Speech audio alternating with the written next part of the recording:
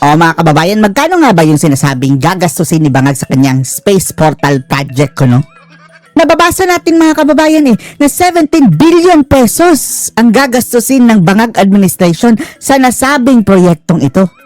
Kaya ang tanong ng napakaraming Pilipino, ano ang mahihita natin sa ganyang klaseng proyekto? O ayun mga kababayan, listado mismo dito sa show ni Ted Filon na mukhang wala talaga tayong makukuhang kabutihan dyan sa sinasabing pagpapalipad ng rocket mga kababayan ni Bangag sa kalawakan. Dahil unang-una, ang rocket na iyan mga kababayan, malaki lang ng kaunti sa Quitis, Diyos ko Lord. Around 10 feet lang daw mga kababayan At isa pa, hindi pwede sumakay si Marcos o sino mang tao mga kababayan. Walang sasakay. Tapos ito pa ang matindi. Di ba ang sabi niya magpapalipad siya ng rocket sa space? Outer space?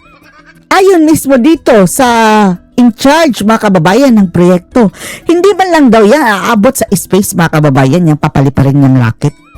Lamang lang ng kaunti sa Quiti siguro dahil hindi aabot sa space Patragis. At sa ngayon, wala pang mga benepisyo mga kababayan na makukuha talaga dahil ang aim nila ay patunayan lang na nakakapagpalipad tayo ng rocket. Wala pang benefit mga kababayan. In the future pa daw, malayong future mga kababayan na pwedeng magamit natin ang pagpapalipad na ito para sa anumang benepisyo. Sa ngayon, next year mga kababayan, ang main goal nila ay magpapalipad lang. Para lang nagpalipad ng Quitis talagang mga visit. Tapos 17 billion ang proyektong yan. Walang yan. Ano-aral niyo po Nasa linya ngayon si Dr. Mark Cis. Talampas ang Deputy Akala natin talampakan. General for Space, Science and Technology ng Philippine Space Agency. May ganun pala tayo. Meron pala tayo Philippine Space Agency. Good morning po, Doctor.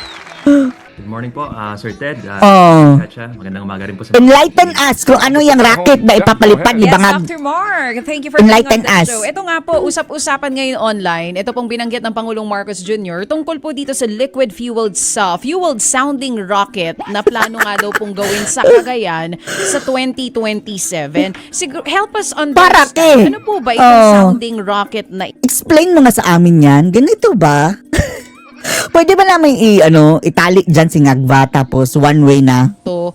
At paano po ito naiiba doon sa mga nagdadala po ng satellite doon sa orbit, na orbital rocket naman? Para lang po mas klaro din sa amin itong pag-uusapan natin ngayon.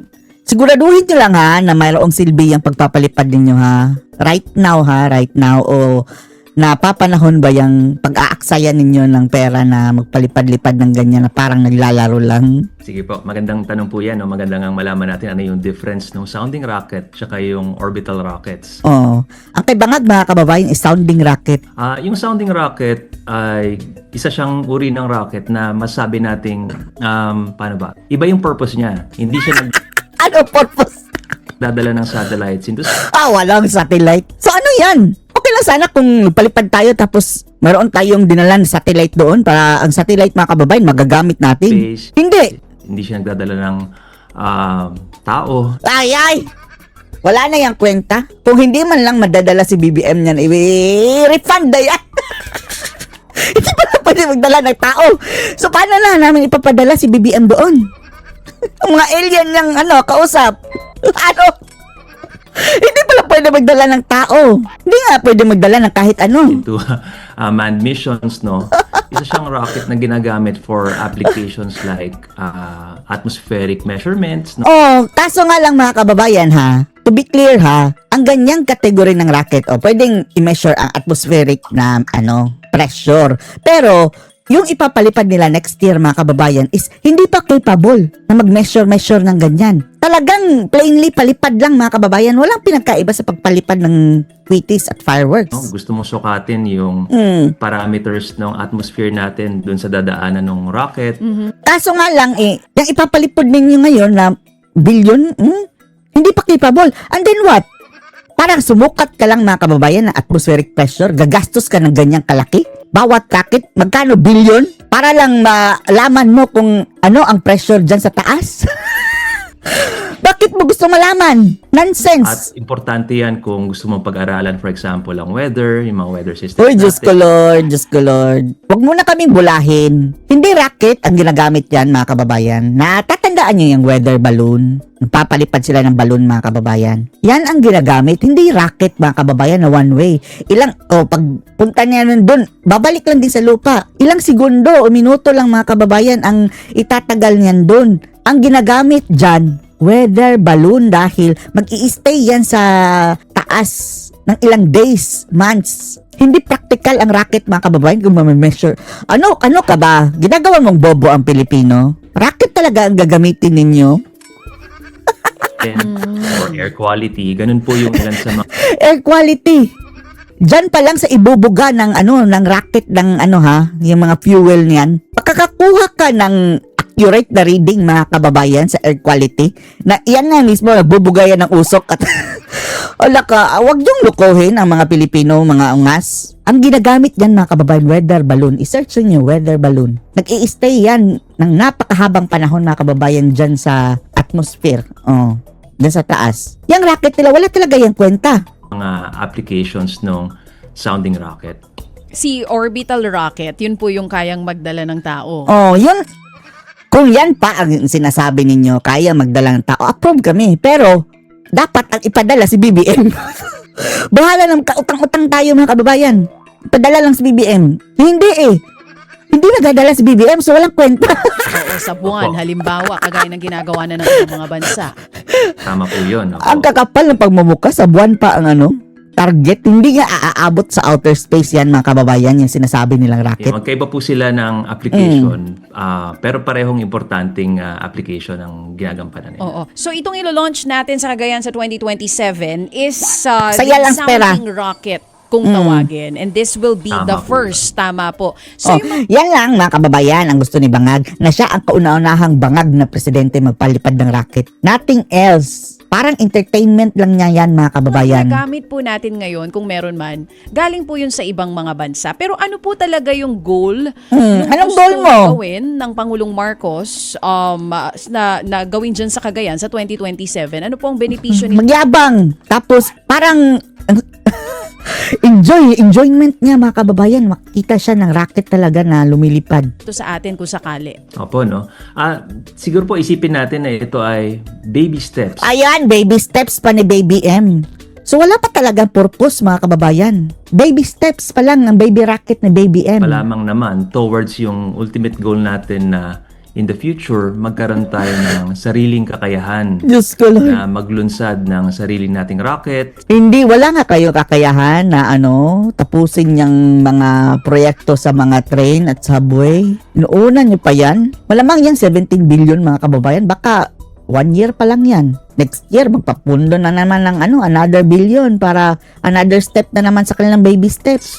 Sa sarili nating spaceport, dala yung sarili nating mga satellites. So, malay natin, Okay lang kung satellite, mga kababayan, pero eto mga baby rocket nila. Pero may satellite na naman tayo, di ba? Tapos ang kanila talagang flex, mga kababayan, no? Simbolo lang daw ng kaunlaran.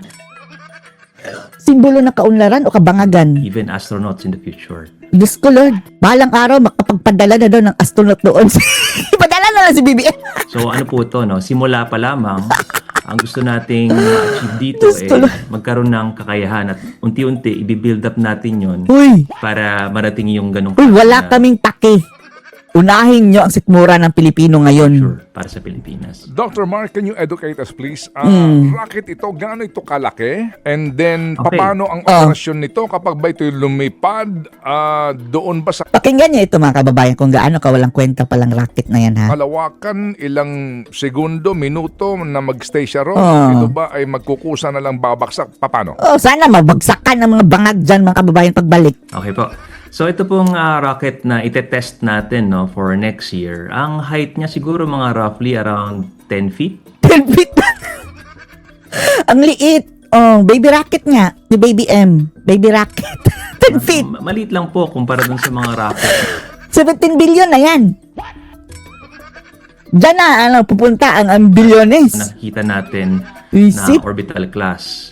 Tapos, Baby rocket na, narinig natin ang mga kababayan, yung ang background na mayroong sa mga, nag-side comment na baby rocket. Na nakikita natin na Oh, baby rocket. Sabi ni DJ Chad, baby rocket. orbital class. Tapos, yun nga, tulad po nung napaliwanag natin kanina, hindi siya aabot sa kalawakan.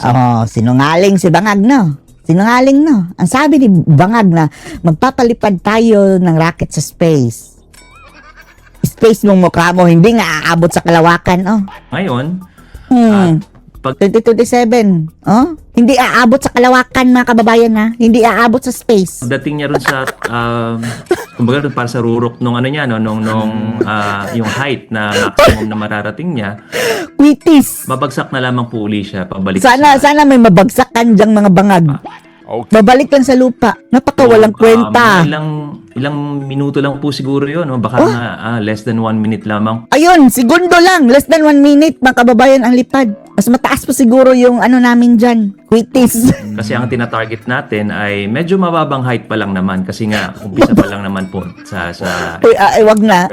Wag nyo na ituloy. Impractical. Magagastos kayo ng bilyon-bilyon yan. Wag nyo na ituloy. Maawa ka sa mga Pilipino. Mamaya na yan kung talagang mayroon na tayo excess money. And then, itong inyo pong launching na ito, practically, ito ba ay pag-test Hindi na impractically. lamang sa kakayahan ng rocket hanggang saan siya makakalipad? Palipad lang. Yan. Na ho kayong makukuhang informasyon doon sa Wala pa yung data kukuha. Dahil unang-una, hindi yan ang ginagamit. Impractical yan na gamiting pangkuha ng data dahil less than 1. Anong makukuha mong data, mga kababayan? Less than 1 minute. Seconds lang ang gugugulin. Tapos yung air quality na sinasabi niya na ang rocket mismo nagbubuga nga yan ng usok at saka apoy. Wala talaga. Ang ginagamit dyan, mga kababayan, is yung mga air balloon. Kita nyo, isearch nyo yan, weather balloon. Nag-i-stay yan doon. Tapos, lumilipad lang yan, mga kababayan. Doon sa hindi nga sa kalawakan, kundi some part in the atmosphere. Yun ang ginagamit. Walang data na makukuha dyan. Kung mayroon man, napakakaunting data na hindi ma-justify, mga kababayan, ang cost ng rocket. pa na aabutin nito. Okay po. Nabanggit nga natin yung iba't ibang application ng sounding rockets kanina, no? Yung isa yung weather. Pero Nonsense. dito po sa particular na Nonsense. test launch natin, magsasakay po tayo ng sarili nating payload Is bangag na. Kaso nga lang, hindi pwede daw sumakay ang tao. at yung payload naman na yun ay, ang payload po essentially para may ginawa tayong device na isasakay natin sa rocket na yun. Ang susukatin naman niya ay Parang naglalaro lang ng mga visit, no? Sige, may rocket, lagyan natin ng parang pasahero. Ano ibang palipad? Yan lang. radio signals. Gusto nating matest ito kasi gusto nating makita kung, for example, saang lugar ba medyo mahina yung signal at ganun yung application na gusto nating explore. Ay, Diyos ko. Aabot ba ng iba't ibang lugar yan ng 1 minute lang? Nonsense. Bukod po rin sa pag-test nung kakayahan ng rocket at nung kakayahan natin na mag-integrate ng sarili nating gawa dun sa rocket na yon, gusto rin nating may exercise dito sa test na ito yung proseso ng pag-secure ng permits. Visit. Para mag-secure dyan ng permit, para malaman nila, mga kabayan, visit. Kailangan nyo pang gagastos ng magpapalipad. Quitis na lang. Imagine nyo na lang na nagpalipad kayo ng rocket. Tapos, yung main goal lang pala ninyo para malaman ninyo kung paano magkumuha ng permit. Make sure na safe yung gagawin nating activity. Safe talaga kung hindi nyo na itutuloy. Dahil walang risk. Uras! Uy, wag na kayo mag-ambisyon ng ganyang mga kahibangan. Coordinate sa iba't ibang ahensya ng gobyerno, pati sa local government. Anong example, DSWD? Anong makukuha ng DSWD dyan? DSWD dyan. Coordinate kayo. Para po ma-ensure na unang-una ligtas yung gagawin nating paglulunsad at Alam mo kung paano ka maging ligtas dyan. Wala nang mahulugan dyan. Huwag nyo na ituloy. Wala pang gastos. may exercise natin yung proseso. Paano nga ba tayo makakapag-launch ng isang rocket Ay, mula Diyos sa ko, Lord. Pilipinas? Nag-simulation na po kayo dito? May mga simulations po tayong ginawa sa Okay. computer. Opo. Computer. Dyan na lang sa computer.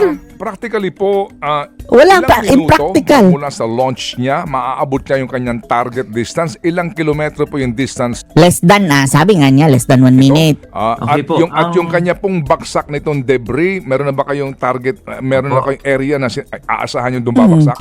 Sana mabagsakan niya mga bangag Napaka-valid dyan. po ng tanong na yan, no? Kasi nga, alam naman natin yung experience natin sa debris. Anytime magla-launch ka ng rocket, yun nga, safety po talaga yung una nating isipin at kasama na dyan is saan ba posibleng bumagsak yung debris from this rocket or yung rocket mismo in this case, no? Kasi Sana mabagsakan sounding nga mga rocket bangag. lamang ito. So, ang target altitude po natin ay at least 5 kilometers. Diyos ko Lord, 5 kilometers. Mas mataas pa siguro ang lipad ng eroplano niyan, mga kababayan. Ilang, di ba 36,000 feet ang eroplano? Ilang kilometers niyan? So, mas mataas pa ang lipad ng eroplano, mga kababayan. Well, ang 36,000 feet around. I don't understand. Di ba, yung commercial airplane, 36,000 feet. Hindi lang tayo sigurado ha, pero around 10 kilometers yan. 5 kilometers lang sa kanila. Space na yan. Wala nga kayo naka-scratch dyan sa space. Tapos ang ni bangag mga kababayan, kalawakan ng pinagsasabi, budol talaga. So, given dun sa lakas ng rocket na ito, mga Lakas! 30 to 50 seconds lamang po mararating na Walang yung kwenta. maximum height na yun. O pylon. Isipin mo, gamitin mo ang utak mo, pylon. Magtanong ka ng mga critical questions. Anong data ang makukuha mo dyan sa segundo lang? Impractical, mga kababayan, gagastos ka pa. Wala talaga kwenta. At base sa simulations po natin, given yung lokasyon kung saan natin siya ilulunsad, given yung direction, ay meron na po tayong idea kung ano yung area na pwedeng bagsakan ng rocket. Ngayon, napili po yung lokasyon kung saan siya ilulunsad kasi po na medyo Ted, tanungin mo magkano gastos, Ted? tinignan natin anong areas ba yung medyo walang At saka, tao at mamiminimize natin yung posibleng pinsala kung meron man.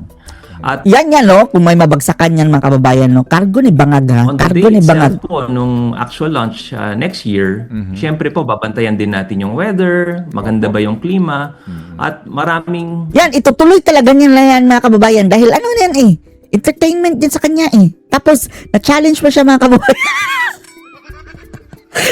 Sina-challenge pa siya na hindi matutuloy. Talaga tuloy na ni bangag. Hindi problema sa kanyang pera, mangungutang lang yan marami pong iba pang factors na kailangan consider para nga ma-ensure na safe itong activity. Ay, nako. Maaari Bangagan din na po naman mangyari ito. Na ipagpaliban muna yung pag-launch kung talagang hindi safe yung conditions on the day itself. Cancel nyo na lang yan. With fueled rocket, ano ho yun? Ano ang propeller nito? Paano siya lilipad? Apo. Yung kadalasan po, yung lumang technology ng rocket kasi, yung tawag sa kanya solid fueled rockets or solid rockets, parang yung mga paputok natin. Pitis. Ayan na. Oo, di ba? Lamang ng konti lang sa quitis, mga kababayan. Solid yun na parang bloke ng fuel. No? pamutok lang. Liquid fuel Pitis. rocket, isa siyang uri ng rocket na gumagamit ng dalawang liquid. In Parang lang quitis. Parang lang sa paputok siya mismo lang sabi, this case po, ang gagamitin niya ay liquid oxygen tsaka ethanol. Parang alcohol. So, naghahalo yan sa makina at Inumin nyo na lang yan. makakuha ka ng thrust na magtutulak ng rocket pataas. Tapos, disposable yan, no? Siyempre, masisira. Mas maganda po siya. Yan, magkano? Kasi mas nakokontrol mo yung propulsion niya. Pwede mong tonohin kung gaano kalakas yung buga and so on. Propulsion, that's the word. Doctor, magkano ang actual cost ng rocket and the entire program for this launch? Sa ngayon po, hindi ko po masabi yung yung Umamin ka. I-compare mo yung sinasabi sa social media at sa reports mga kababayan na nakikita natin. Kahit pa nga i-search mo sa ChatGPT o sa Gemini, sinasabing 17 billion daw ang program. Buong program hindi ang rocket ha. At para mga kababayan, gagastos ka ng ganyan. Para lang masabi na mayroon kang pinalipad na rocket. actual cost ng Ayaw umamin. yung buong program. Ayaw umamin. Pero, Aminin mo na. Binibili po kasi natin na dito hindi lang yung rocket, kundi yung training. Magpapadala po kasi tayo ng engineers. Ayan. Philippine Space Agency engineers. Tingnan nyo, ang gastos. Ayan, lakwat siya. Ayan mga kababayan. Siguro yung rocket, hindi gaanong yung 17 billion per se, pero yung buong program, ang dami pang gastos, no? Doon sila tuturuan paano i-build itong rocket na ito, paano siya i-control, Tuturuan paano pa pala. siya i-operate. At pagbalik dito, gagamitin natin yan to build our own rockets eventually at i-operate yung sarili nating spaceport. We're also taking advantage po nung increasing na interest mula Diyos sa ko, mga Lord. universities natin. Patawarin! Kung Bakit university nagkaganito ngayon, sabi ang ko, mga bangag, mga kababayan? Walang kakwenta-kwentang mga programa ng gobyerno. Sarili ng mga rocketry programs, nagkakaroon ng mga competition. So nandiyan po talaga yung potential na in the future meron tayong space workforce na maalam sa ganitong technology. At ito yung Ganyan, no? Mga luho naman yan, mga kababayan, no? Wala yan. Malayo lang sa sikmura ng Pilipino, mga kababayan. parang investment na ginagawa natin. Anong investment natin dyan? Ibig sabihin, as we speak now, wala pa kayo talagang actual na plano and manufacturing nung gagamitin na rocket dito. Pupunta pa lang ng Korea to train our people Paano and gawin? build na and have a design and build their own rocket. Meron kasama po rin sa program is iuwi natin yung rocket na yon, pati ilan pa pong mga parang more than one rocket yung iuwi natin. Korea ang gumawa niyan. Dapat sana kayo mismo para gumawa kayo ng marami para isa kay Lisa, isa kay Bangag, isa kay Tambaluslos. At yun yung ating pag-aaralan at susuriin dito sa Pilipinas. At ang gusto natin, Yun, mga kababayan, sa Korea, kukunin pala sa Korea. Ang Korea ang talaga ang gumawa. ma-involve nga yung mga local universities natin. Ay, para walang pag-aaralan yung mga- kwenta yan eh. Okay, so ngayon po sir, bagamat wala Ayaw pa umamin sa cost to? Okay, and then dito po ngayon sa gagawin po natin na programang ito, wala bang private entity dito na maaari po makatulong sa atin sa funding and perhaps yung training po ng ating mga siyentista? Ang Korea na lang ang Dito po ipa-sponsor niya na lang ang Korea. Okay lang na, libre mga kababayan sa Korea. sa particular Huwag na sa kaba ng bayan. natin next year, may mga bukod po ron sa South Korean company na kausap natin, no? Meron din po tayong mga meron din po local company na kasama dito sa effort nito, kasama na rin ng CESA at DICT. Ngayon sa yung tanong niyo po, no, kung meron po bang mga private companies na makakatulong, Ipa-sponsor niyo na lang yan. Huwag nang kaba ng bayan. muna pagpondo at maybe lagi naman pong bukas ang PhilSA para explore yung mga ganong arrangement. Yan, mag-aalangan ng mga dyan mga kababayan, magpa-fund dahil sasampahan na ng Boeing ng plunder eh. Kagaya ni ngayon po Senator kasi, Marcoleta. aminin na natin, itong ganitong klaseng Luho. effort, maganda rin po na tingin ko lang po, gobyerno rin ang nag-invest sa ganitong capability. Diyos ko, Lord. Kasi nga po, kung ang gusto natin in the future ay sovereign na Wala kaming pake. Ayaw namin ng ganyang gastos. capability to launch our satellites from our own soil, then maganda po magsimula yun sa gobyerno po. Tingin ko lamang po. Diyos ko, Lord. Dr. Mark, Kawawa, para lang po mas Pilipinas. lalo sa mga listeners natin, gaano po kalaki yung gap ng Pilipinas when it comes to launch engineering, Unimaginable.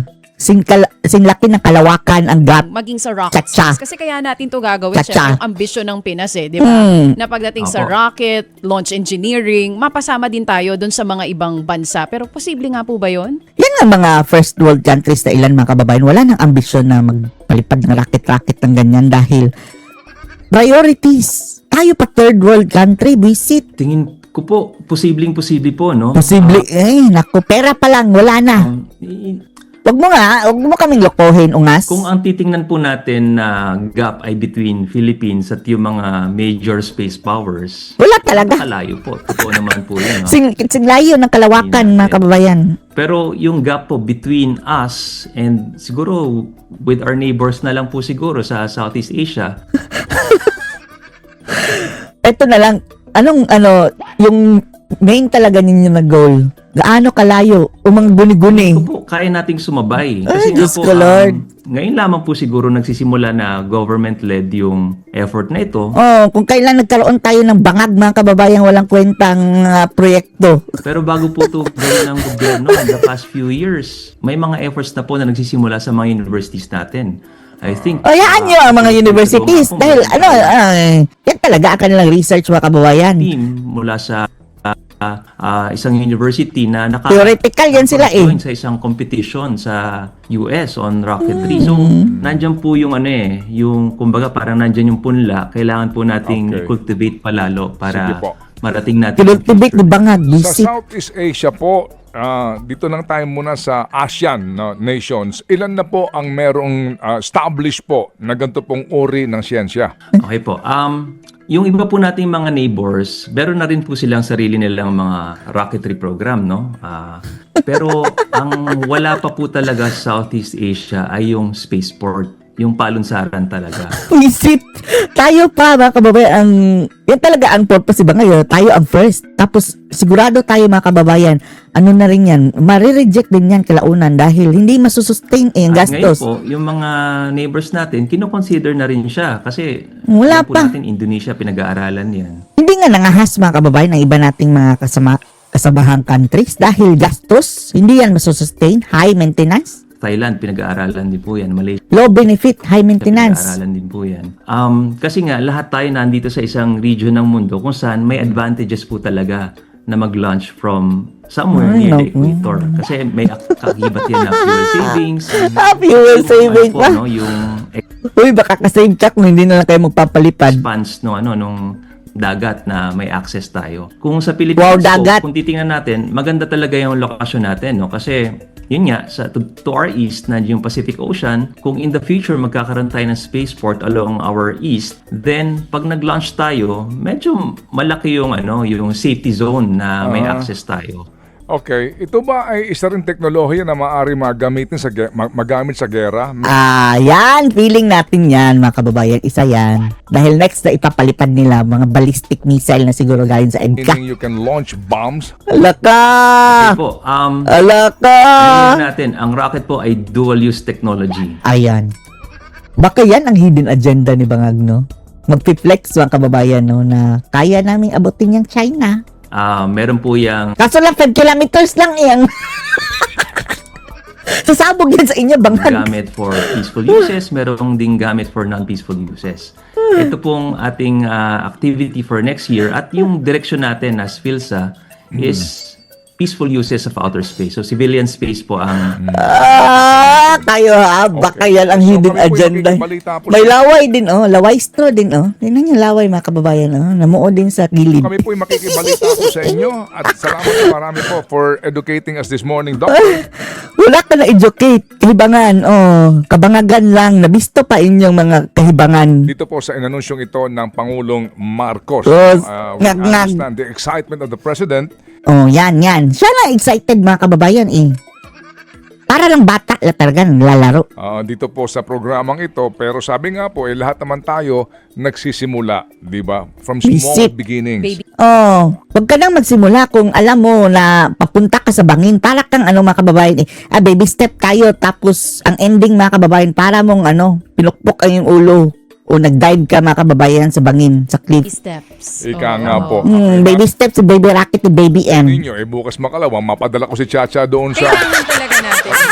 Meron na ho Si kayong Marcos biyahe, na! papunta po ng Saturn. Wala pa Volunteer ko po naman. ito. Huwag nyo nang papabalikin.